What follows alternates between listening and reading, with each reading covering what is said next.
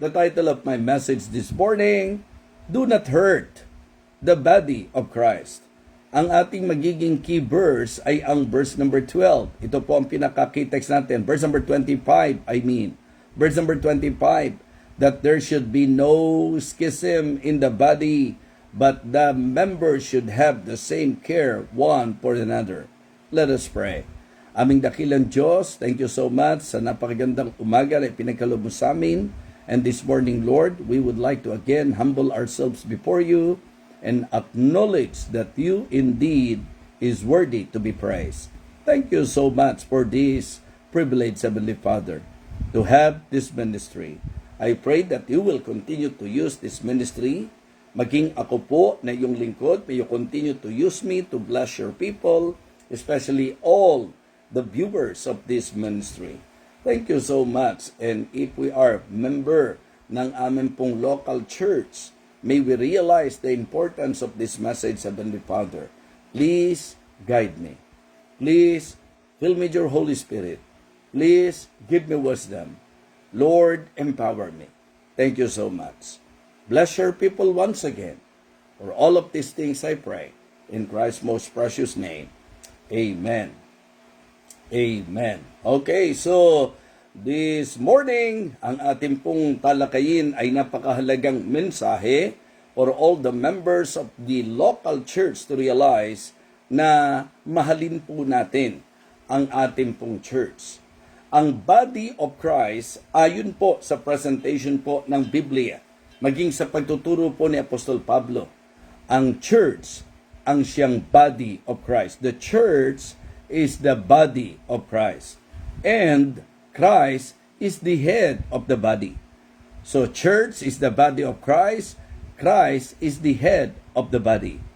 And Christians, members, tayo po ang bahagi ng katawan. So, it is good to establish that thought. Yan pong kaisipan na yan. Church, yan po ang body of Christ. Si Christ, siya po ang head of the body, head of the church. At ang Kristiyano, ang mga miyembro, tayo po ang bahagi ng katawan.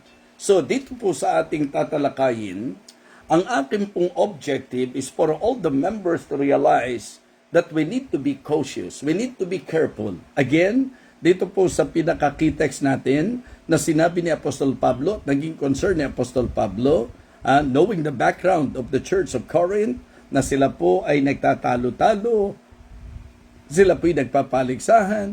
So mga kapatid, ito po ang sinabi ni Apostol Pablo. He presented to them the church as the body of Christ. At bilang katawan, meron pong iba't ibang bahagi at tayo po ay bahagi ng katawan ng ating Panginoon. Yan po ang nagbibigay importansya sa doktrina ng local church, mga kapatid.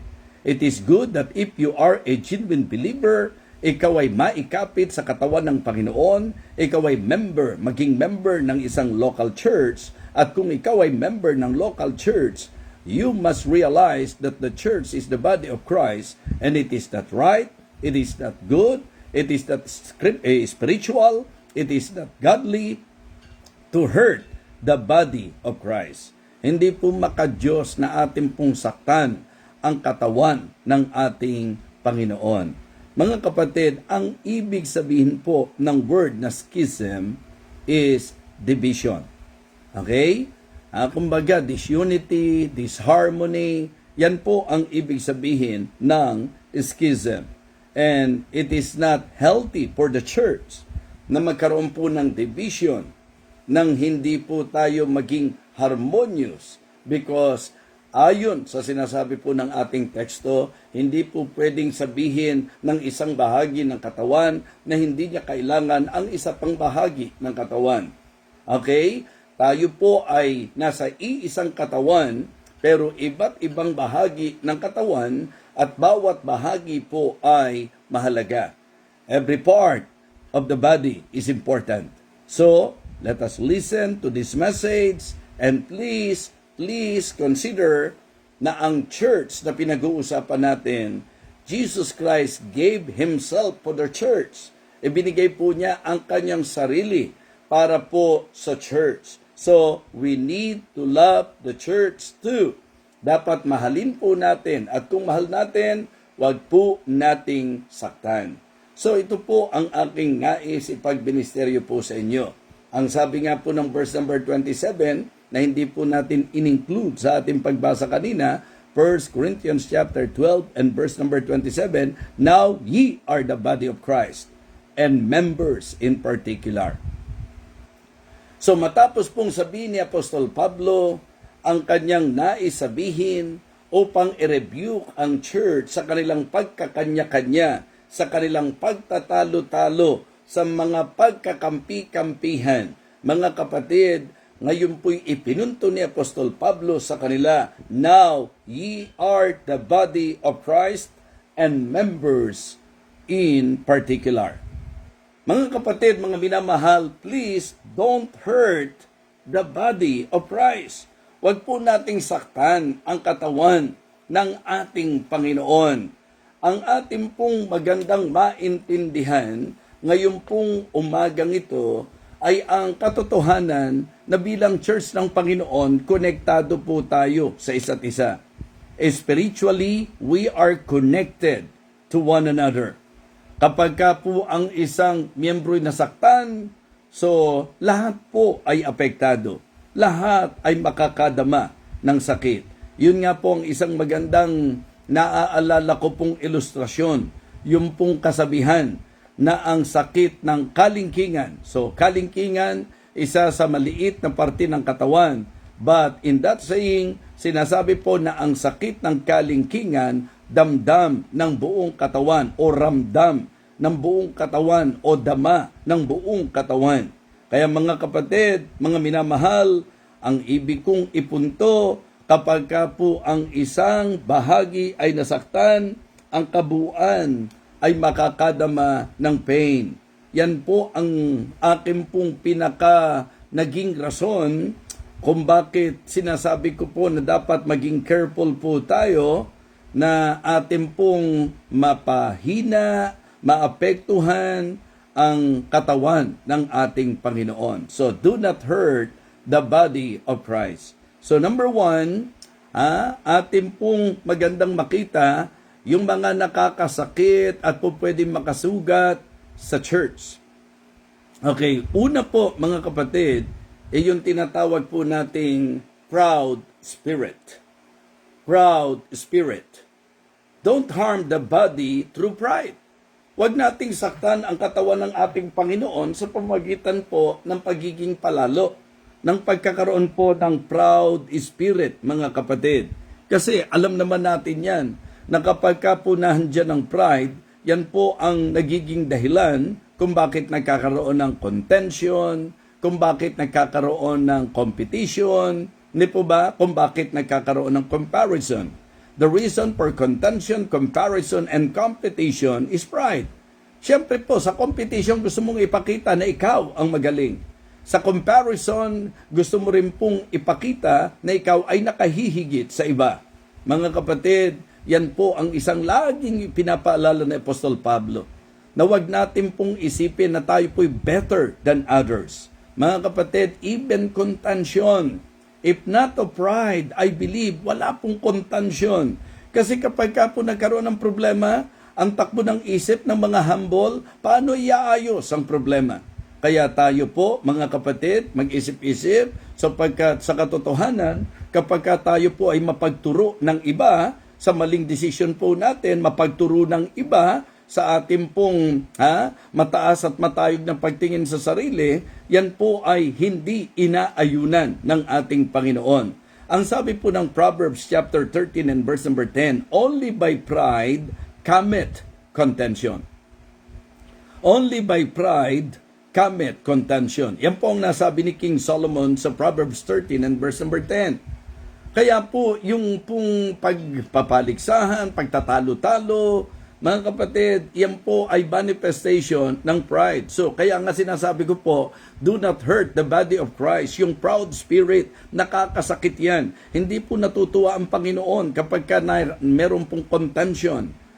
Yung pong pagtatalo-talo, yung pagkakanya-kanya, yung division po sa gawain ng Panginoon. Kaya nga sabi ko po, huwag niyong palabasing mature ang church na kinabibilangan nyo. Kung kayo po'y grupo-grupo na meron lang pong mga gusto nating makasama, meron lang pong kinasisiyahan nating makasama, tandaan nyo po na bilang katawan, we need each other and we are connected to one another. Pong mga kapatid, uulitin ko po, kung sa church na kinabibilangan nyo po, meron pong grupo-grupo, meron kanya-kanya, that is unhealthy mga kapatid, and that is not the will of God because we need to treat each other right.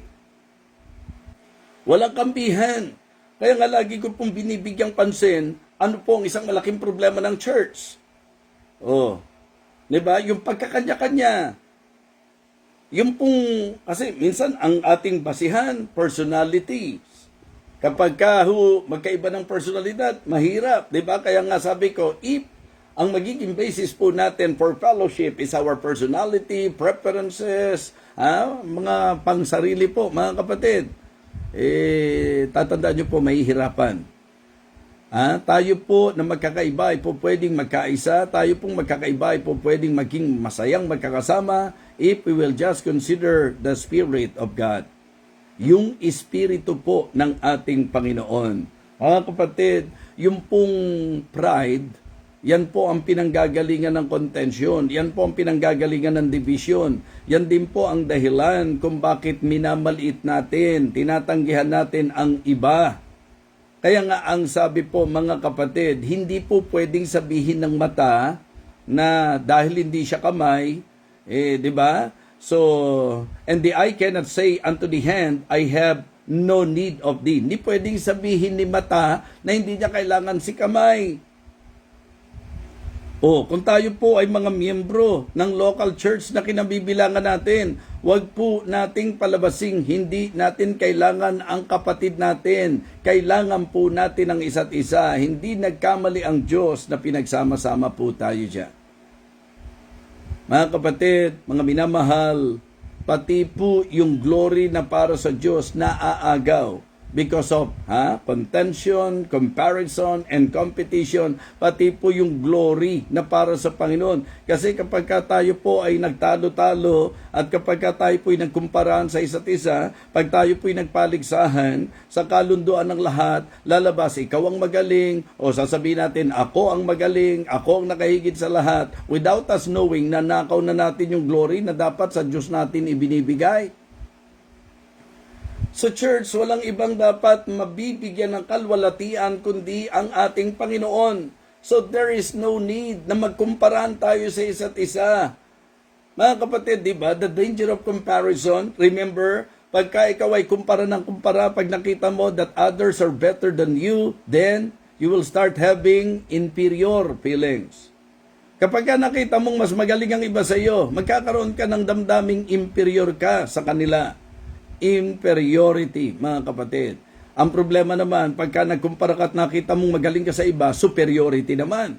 Ang sabi po ng Bible, let nothing be done through strife or vainglory, but in lowliness of mind, let it esteem other better than themselves. Sa Romans 12, niliwanag naman po mga kapatid, di ba? Not to think of himself more highly than he ought to think, but to think soberly. So it is not God's will for us na tayo po ay maging proud. So proud spirit can harm, di ba, the body of Christ. Okay? It harms the body of Christ. Nakakasugat, nakakasakit sa ating pong church, yung pong proud spirit. Kaya avoid contention, comparison, and competition. Dahil sa pride, nandyan ang pinagsisimula ng pagtatalo-talo. Ang pride ang dahilan kung bakit minamaliit mo at tinatanggihan mo ang iba. Iniliwanag po ni Apostol Pablo, we need each other. Okay? Pride din po ang dahilan kung bakit yung glory nananakaw sa Diyos. Mga kapatid, ang pride, ito po'y nakakasira sa unity ng church. Sabi po ng Bible sa James 4 and verse number 6, God resisteth the proud, but giveth grace unto the humble. So isa sa problema po natin ay ang tinatawag na proud spirit.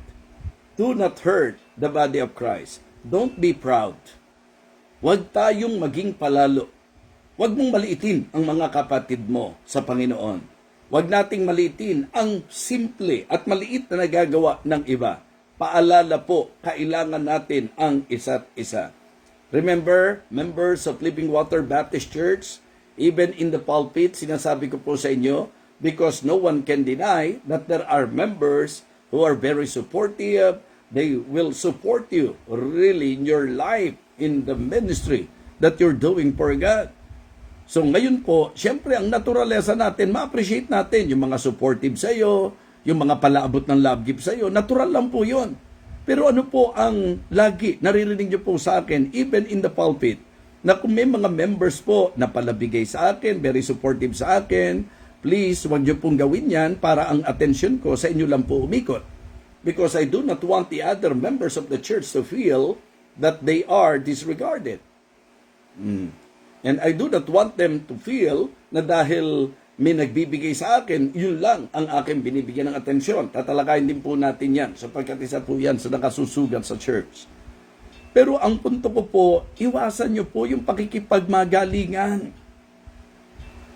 Iba-iba po ng gift. Niliwanag po yan sa sulat po ni Apostle Paul. Kaya please study 1 Corinthians chapter 12. And you will learn from that chapter that the Apostle Paul, in his presentation, he pointed out that every member, meron tayong gift, meron tayong talent, meron tayong kakayahan na ipinagkaloob ng Panginoon, and the purpose is not to compete with one another. Diba? This is not for competition purpose. Dapat for collaboration, dapat for complement, di po ba? So, cooperation, yun po dapat eh. Pero iba po ang nangyayari. At ang rason, pride. Kaya gusto po malaman natin kung tayo po ay may proud spirit, kung wala ka ng ginawa kundi makipagtalo.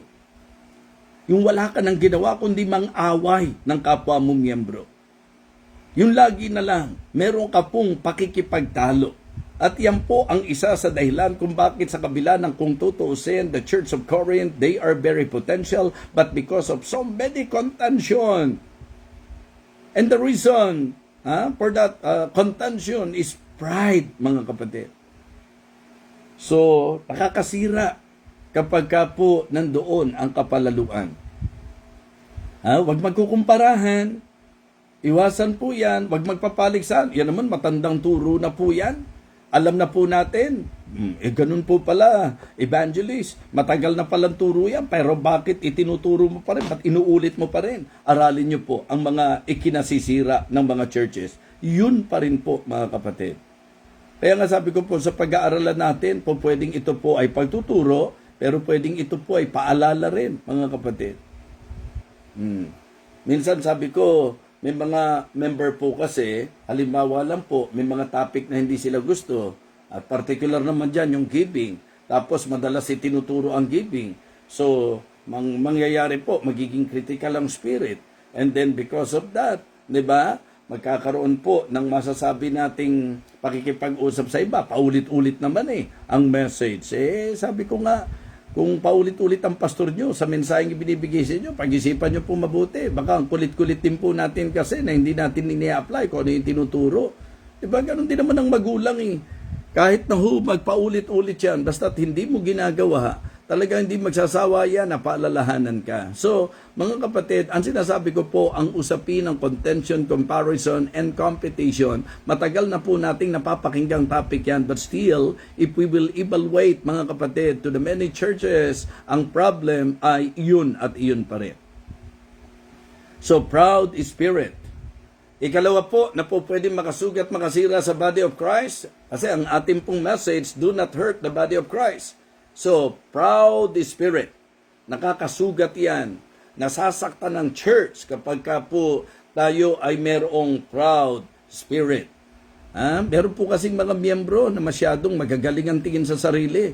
At magtataka ka na parang may mga miyembro na tuwang-tuwa pa na naninira ng kapwa nila.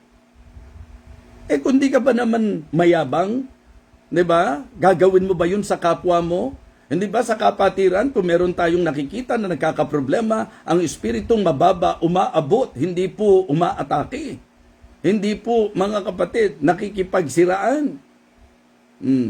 So yun po ang isang bagay na pagkaiingatan po natin. Baka ang galing ng tingin natin sa sarili natin. Baka ang tayog ng tingin natin sa sarili natin. Naku, wag na po tayo magpaligoy-ligoy. Sapagkat hindi po magandang nasasaktan ang church. Ang akala natin, pag nasisira natin ang iba, dahil gusto lang nating ipunto na magaling po tayo, lagi na lang tayo nakikipagtalo, lagi na lang po tayo nagkukumpara, lagi na lang po tayong nagkukondem, lagi na lang tayo nagkikriticize, lagi na lang po tayo nakikipag-compete. Ang akala po natin, ang ganda-ganda po ng kalalabasan yan, mali. Ang nasisira po natin, kapatid natin, ang nasisira po natin, yung church, sapagkat ang kapatid natin ay bahagi ng church. Don't be proud. Huwag po tayong maging palalo, kaya ikaw napintas ng pintas sa iba. Lalo na po yung mga members na ang galing-galing po, na kapag may pinagkukwentuhan, wala na pong ginawa, kundi sabi ko nga, kung may kapintasan ng ating kapwa, dapat ang ating pong goal is ipag-pray, hindi pag-usapan, hindi pagkaisahan, hindi po siraan. Sometimes yun po ang nangyayari sa maraming churches. The reason why I am emphasizing this, because I've noticed that to the many churches, mga kapatid. Yung mga makikipag-usap sa iyo nang akala mo kay ayos-ayos na tao, pero hindi niya nakikita ang kanyang sarili. Ganun pa rin po ang isa sa problema ng mga proud people. Ang lagi nakikita nila kamalian ng iba. Ang lagi nakikita nila diferensya ng iba. Hindi nila nakikita na siya mismo ang diferensya. Kaya nga sabi ko po, if we will discover and find out the real issue, sometimes without us knowing that the real issue is you. That the real issue is you. Lalo naman pong hindi maganda, 'di ba? Kapag po magkakapatid tayo sa Panginoon, nagsisiraan tayo. And please be reminded, ang second point natin, una, proud spirit, second, poisonous speech. 'Di ba? Yung mga siraan, yung mga salitang, 'di ba, nakakasama, poisonous speech. Tinuruan po tayo ng Panginoon, na Kristiyano tayo, let your word be always with grace. Dapat daw po, let no corrupt communication proceed out of your mouth. So, hindi ba pagka corrupt communication, poisonous po yan. Kapag ka po ang ating pong pakikipag-usap, ang ating pong pagsasalita ay nakakasira, nakakaapekto, nakakagulo, poisonous speech po yan. Kaya ngayon po habang nakikinig kayo, wag iba ang isipin nyo. Ang evaluate po natin, sarili po natin. Miyembro ka ng church, kamusta ka? Sa church na kanabibilangan mo. Ang galing-galing ba ng tingin mo sa sarili mo? Diba? At wala ka nang ginawa, kundi pintasan ng iba. Wala ka nang ginawa, kundi ang makipagtalo. Ang tanong ko po sa iyo, hindi ba manifestation ng pride yan? Hindi ba yan ay nagpapakita na ang galing-galing ng tingin mo sa sarili mo? Bakit mo pipintasan ng iba kung alam mong may kapintasan ka rin? Kung tinitingnan mo na ikaw ay may kahinaan din, kung ang tingin mo sa sarili mo, may kakulangan ka din, bakit ka mamimintas ng iba? So, we can conclude that the reason why we have that critical spirit because we are proud. At syempre po, kapag ka-critical ang spirit, for sure, pag nagsalita po yan, ang magiging salita na po niyan, kasiraan ng iba. At ikaw din nakikinig sa mga naninira. Hindi ka natutulungan yan. Kasama ka sa nalalason. Kung tayo po'y makikinig sa mga gossipers, mga kapatid, na wala nang ginawa kundi pag-usapan ang ibang kapatid, ang buhay ng ibang kapatid. Tandaan nyo po, hindi lang po yung mga pinag-uusapan nyo ang nasisira, kundi ikaw mismo na nakikinig sa paninira, masisira ka din, malalason ka din. That is not the will of God. Kasi ang gossip, pansinin nyo, ilang relasyon na po ang sinira ng chismis. Kahit sabihin nyo pa, na totoo yung sinasabi mo tungkol sa kapwa mo. Ang chismis po actually, mga kapatid, hindi po yan pagsisinungaling. Kasi ang pagsisinungaling, lying. Kasi sabi po ng iba, chismis yan. Kasi ang concept nila, pag chismis, hindi totoo yan. Pag hindi totoo yung sinasabi, hindi chismis ang tawag doon, lying po yan. Ano po yung gossip? Ang gossip po, totoo, pero sinabi mo, not to the right person. Yun po ang gossip. Pwedeng ang sinasabi mo ay totoo patungkol sa isang tao, Pero ang problema, hindi mo doon sa mismong tao sinasabi. Sinasabi mo sa ibang tao, yun ang chismis. Naintindihan niyo po, mga kapatid. Nalaman niyo po na mayroong ganitong problema. Yung isang kapatid, heto ka ngayon, di ba? Nakakuha ka ngayon ng ikukwento sa ibang tao. So, yung problema po na nakakagulo sa church, yun po, mga kapatid, ang lason sa church kapag ka po ang miyembro napakahilig sa chismis. Kung wala kang guts and courage to tell directly to the actual person, ang dapat mong sabihin, don't tell that doon sa mga hindi naman talaga. Sila ang dapat sinasabihan. So, paalala po ho, ang chismis ay maaaring totoo. Pero kaya po chismis at ayaw po ng Panginoon yan kasama sa hate na hate ng Panginoon ang gossiping, mga kapatid. Ang ibig sabihin ng gossiping, whether totoo ang sinasabi mo pero sa ibang tao mo sinasabi, hindi sa tamang tao. Marami na pong winasak yan. Marami na pong church ang nagulo dahil sa mga chismoso, dahil sa mga chismosa, sa mga gossiper, sa mga talebearers, mga kapatid. Poisonous speech. Isipin nyo, magkakapatid kayo sa Panginoon, pwede naman po tayong mag-usap ng maayos, kailangan pa po magbigatan tayo ng loob, kailangan pa po gumamit tayo ng mabibigat na salita. The reason why, ganito po ang aking manner of speaking, because si Jesus Christ nga po, binigay ang buhay niya para sa katawan ng Panginoon, para sa body of Christ, para sa church. Tapos ikaw, hindi ka conscious na nakakasira ka kasi tuwang-tuwa ka na pinag-uusapan niyo po ang buhay ng may buhay. Mga kapatid, pareho po. Pareho po ang offense ng nagchichismis at yung tumatanggap ng chismis. Kung hindi mo kayang i-rebuke ang kapatid mo na nagsasalita patungkol sa iba, di ba? Chismosa ka rin talaga. Yun po ang problema mo. Di ba? Once na kayo po'y nag-usap sa buhay ng may buhay, mga kapatid, at ito po'y maaaring kasiraan ng iba, kahit hindi ikaw ang nagkukwento, ikaw na tumatanggap ng kwento at hindi mo nire-rebuke yung nagkukwento at nagsasabi ng kasiraan ng kapwa mo, ng kapatid mo, you are also hurting the body of Christ. Partaker ka. So yun po ang dapat iingatan. Panahon na po para magising po tayo. Nang akala natin, ang galing-galing natin, nag-uusap tayo sa mga problema ng ibang miyembro, nag-uusap tayo sa kapintasan ng ibang miyembro, nag-uusap tayo sa naging pagbagsak ng ibang miyembro. Ang akala natin, ang galing-galing natin. Ipinakikita po natin na proud po tayo. Ipinakikita po natin na talagang hindi po natin mahal ang church sapagkat dapat maintindihan nyo po nang ikasisira ng isa ay kasiraan ng lahat.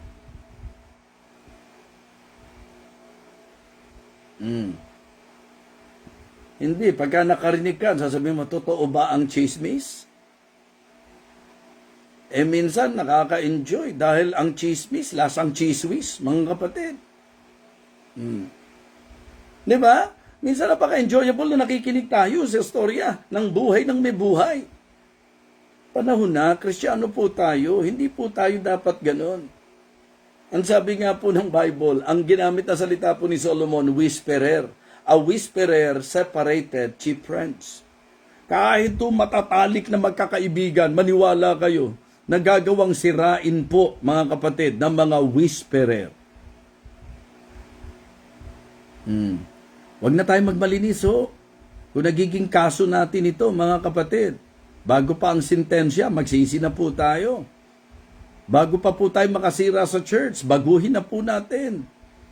Hindi healthy. Dapat talagang umangat ang spirituality natin. Na habang tumatanda tayong Kristiyano, habang tumatagal tayo sa spiritual, sa Christian life natin, the more na nakikita natin that it is not healthy, it is not helpful, it is not happy, na tayo po ay mga gossiper, mga kapatid. Alam nyo, yung gossiper, katunog ng Lucifer, mga kapatid, kasi ang gusto po ng kaaway, makasira. Anong gusto ng mga chismoso? Anong gusto ng mga chismosa? Di makasira din? Poisonous speech. Mga kapatid, mga minamahal, importante po na makita natin Ang nakakasugat sa church, pride. Ang nakakasugat sa church, poison. Ang nakakasugat sa church, partiality. Diba? The sin of partiality. Anong ibig sabihin? Respecter of person. Yun yung binabanggit ko kanina. So doon po sa nais ng Panginoon, niliwanag po na ang dapat iwasan natin yung poisonous speech. Sapagkat yung mga whisperer daw nakapaghihiwalay kahit ng mga matatalik na magkakaibigan.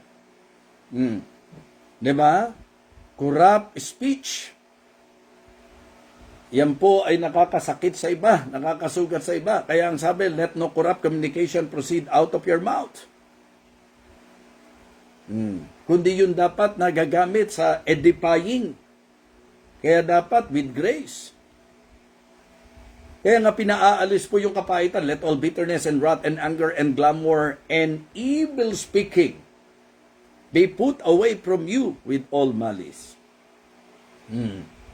Sometimes mga kapatid, ang pinakamalalim na sugat ay ang sugat na dulot ng ating pong hindi maingat na pagsasalita.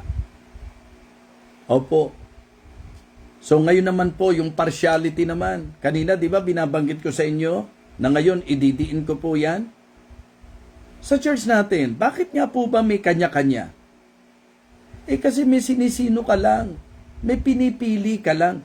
Mga kapatid, don't get me wrong. Even our Lord Jesus Christ, meron siyang mga intimates. Diba? May mga talagang masasabi nating malapit po sa Kanya. Pero wala siyang favoritism. Sa church natin, aminin natin, and it is very understandable, na meron pong mga talagang nakakapalagayan tayo ng loob, na talagang yung bang feel natin na mag-open up, dahil sa healthy yung ating relationship. Naintindihan natin yan. Hindi obligado na talagang ikaw, yung idea po ng partiality, mga kapatid, yung respecter of person. Halimbawa lang po, porque mahirap siya. Yung po sinabi sa James, na kapag raw po ang dumating, ay naka-gold apparel, ay dito ka sa napakagandang di ba? Napakagandang lugar. At kapag raw po ang pupunta ay poor, diyan ka sa paanan. So, yung idea pong ganon. Alam nyo po, mga kapatid, ang very fulfilling, yung bang ikaw kapag ka nagtrato ng kapwa, hindi ka po, masasabi nating respecter of person. Ang ibig sabihin, wala tayong sinisino, wala tayong pinipili. Dito ko na po bibigyan ng diin. Members, you can attest to this, di po ba? Marami po sa inyo napaka-supportive, talagang sobra po yung pagmamahal sa akin, and I appreciate you so much. And I want all of you to appreciate that I really appreciate you. Diba? Pero naintindihan niyo po ako na sinasabi ko po sa inyo. Diba? Ayoko na lang po magngalan ng mga pangalan ng mga talagang taong kinausap ko na hindi po nangihinayang mag-aabot sa iyo ng love gift. Diba? Tapos, hindi biro yung ginawang favor sa iyo. Pero ano lagi ang sinasabi ko? Sobrang na-appreciate ko po ito pero sana po maintindihan niyo po ako na sa church. Hindi po pwedeng dahil ganito ginagawa niyo sa akin, sa inyo lang po iikot ang buhay ko, ang mundo ko. Members, di ba? Totoong-totoo yan? Totoong-totoo po yan. Di po ba? Na kahit ang bait-bait niyo sa akin, ang pakiusap ko, sana po wag maging dahilan nito para ang i-expect niyo po, kayo lagi papansinin ko, sa inyo lang po iikot ang mundo ko. Members, is that true? Victory Fundamental Baptist Church, is that true? Di po ba? Na sinasabi ko po sa inyo, may mga kaibigan ako, may mga close friends ako, pero hindi dapat magdala sa akin, doon nga po sa sin of partiality, na kapag ka po, minsan po, ang nangyayari sa church, may mga sinasamahan lang tayo, tapos, merong kapag ka, ayaw nating, alam niyo po yun, ayaw nating pansinin. Ano kinaiba natin sa mga unbeliever kung ganyan ang spirit natin? Yan. Thank you po, Mother Pearl. Absolutely right po. Kasi yan naman ang nagiging kaso minsan ng mga pastor na kapag ka po may supportive member, naku po, ang mundo doon lang umiikot. Maniwala kayo. Nangyayari po yan. Kaya po sa amin, importante yung mentoring, yung magpaalalahanan din po kami. Kasi meron naman po sa church, na giver nga, palabigay nga, pero kailangan siya naman bida. O, anong kaso nun? Pride. Tapos, meron po, gagawa nga ng magagandang bagay, pero kung pagsalitaan naman ng iba, anong kaso nun? Poison, di ba? Poisonous speech. Kaya yun ang mga nakakasugat sa church. Yung pride, yung poison, at partiality. So, dapat po, itrato natin ang bawat isa ng may paggalang. Dapat po, mga kapatid, kahit ano pa estado niyan sa buhay, mga kapatid, mga minahal tayong lahat ng Panginoon. So kaya dapat tayo po, kapag ka pinag-uusapan po ang pagtrato, huwag po yung, kasi yun ang nakakalungkot na nakikita natin sa church. At kaming mga pastor, dapat maging aware po kami. Diba? Na baka mamaya, umiikot lang ang buhay namin doon sa mga tao. Kaya po, minsan, inaagapan ko po, wag magdaramdam yung gumagawa ng maganda sa akin, ho. Kasi nga, ayoko pong pagkakamalian ng iba na dahil kayo gumagawa, porke si pastor, porke siya ginagawa ng ganito, porke binibigyan siya ng ganito. Mga kapatid, maganda pong bagay na maintindihan po natin na ang golden rule, wag mong gagawin sa kapwa mo yung ayaw mong gawin ng kapwa mo sa iyo.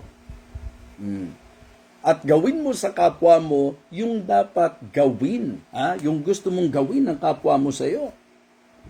So wag tayong mangmamaliit ng iba. Tayo po'y mga pare-parehong mga makasalanan na tinubos lang ng Panginoon. Kaya minsan nagkakagulo rin ng mga miyembro kasi 'di ba, kaming mga pastor nahahalata. Nahahalata po. Pagka hindi po gaanong sikat sa church, kung pagsalitaan, wagas. Pero kapag ka tither, kapag ka giver, kapag ka po pala regalo, naku, maniwala kayo, ingat na pagsalitaan. O hindi ba respecter of person yun? Di ba partiality po yun?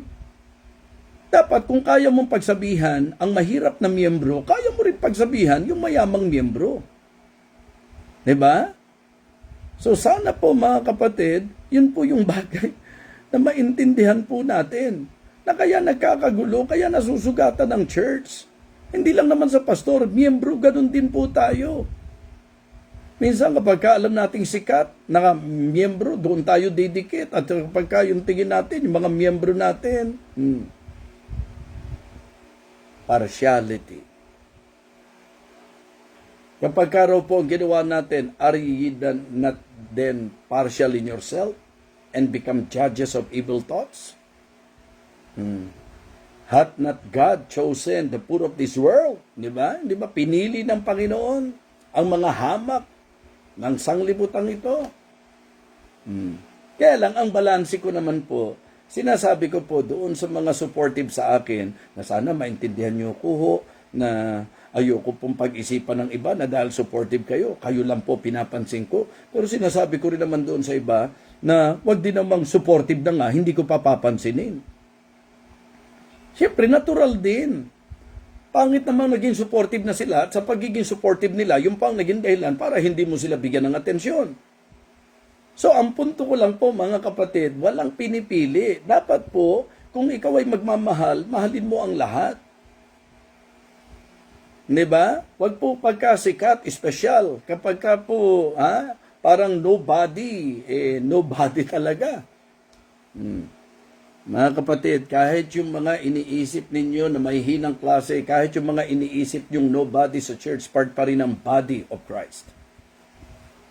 And being part of the body of Christ, we need to treat each other with respect, with love, with care. Di po ba? Dapat ganun po natin tinatrato. Dapat ang pagmamahal natin genuine, nakatulad ng sinabi po ng Bible. Sa Romans chapter 12, verses 9 and 10, let love be without dissimulation, abhor that which is evil, and cleave to that which is good. Be kindly affectioned, kanino raw po?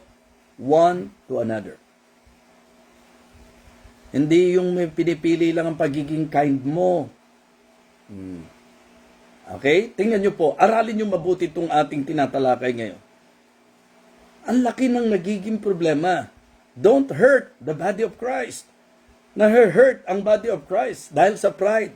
Na-hurt ang body of Christ dahil sa poison. Na-hurt ang body of Christ dahil sa partiality. So kaya nga, importante po, mga kapatid, may mga pagkakataon po na ako, ino-observe ko po, kahit po sa mga missions natin, mabanggit ko lang po, sa mga missions natin. Ako po kasi yung pastor, na hindi po porke ako yung senior pastor, kahit mga mission pa lang yan, binibigyan ko po ng pagkakataon na talagang sila po, yung guidance ng Panginoon, pero makikita nyo po, yung mga pastor, na talagang alam kung ano po yung kanilang kalagayan. Meron pong mga gawain minsan, nangyayari po ito, na mission pa lang, diba? Disregarded na po yung kanilang senior pastor. Disregarded na po yung kanilang church talaga na kinabibilangan. Pagka ikaw ay mission, hindi ka pa church. At dahil hindi ka pa church, member ka ng main church. At dahil member ka ng main church, dapat kinikilala mo ang leadership ng main church. Hindi po ba? So mga kapatid, mga minamahal, yun po yung sinasabi ko.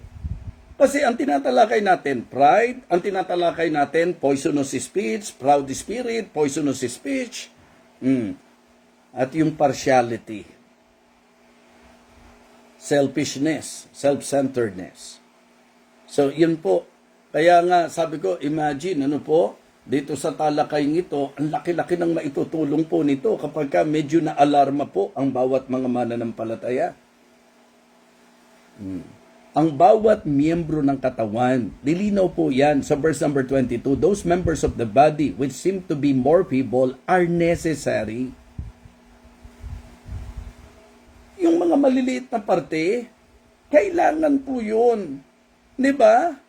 So tingnan nyo po mga kapatid, kahit sa katawan, literally sa katawan, pansinin nyo po, kahit yung pinakamaliit na parte ng katawan may function. Kaya yung iniisip nyo pong hindi kailangan mali, walang hindi kailangan. Lahat po ng tunay na mananampalataya at miyembro ng church ay mahalaga sa katawan ng Panginoon. Ang Diyos po walang sinisino. Ang kailangan lang, kumilala po tayo sa Kanya. So ngayong umagang ito, nawa napagpala po tayo sa ating pong naging talakayin. Do not hurt the body of Christ.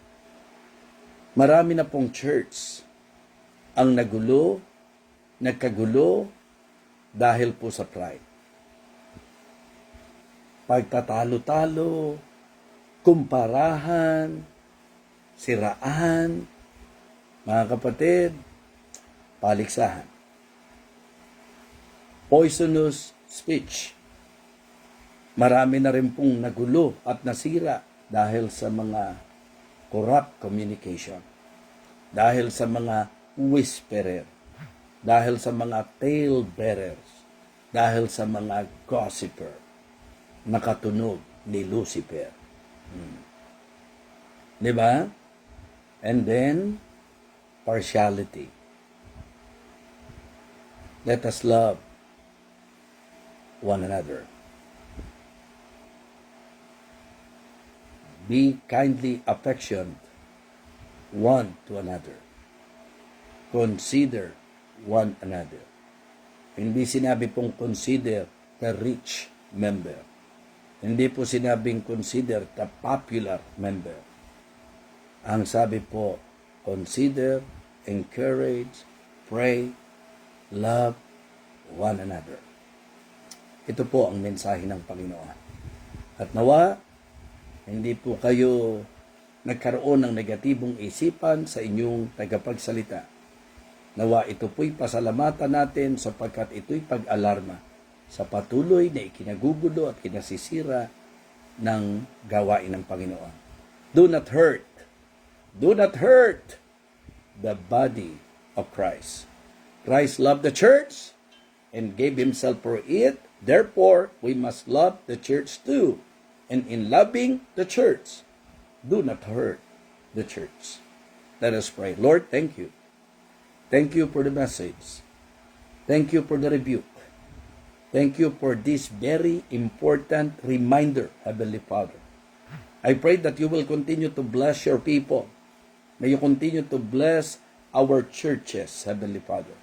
Saang local church man kami kabilang, huwag kaming maging kasiraan. Huwag kaming maging sanhi ng kaguluhan, ng pagkakabahabahagi. Nawa Panginoon, maiwasan po namin ang chismisan. Maiwasan po namin ang pagkakampi-kampi, ang pagkakanya-kanya. Maiwasan po namin ang kapalaluan, ang pagmamapuri, ang pagmamagaling, ang pagmamalaki, ang pagpapalalo. At nawa maging ang kasalanan ng partiality, Panginoon. I pray, O Father, that this message will help each and every one of us. Panginoon, Ikaw po ang aming pinagtitiwalaan. We praise you, Lord. We thank you, Lord, for everything. For all of these things we ask and pray in Christ's most precious name. Amen. Amen. Purihin po ang Panginoon.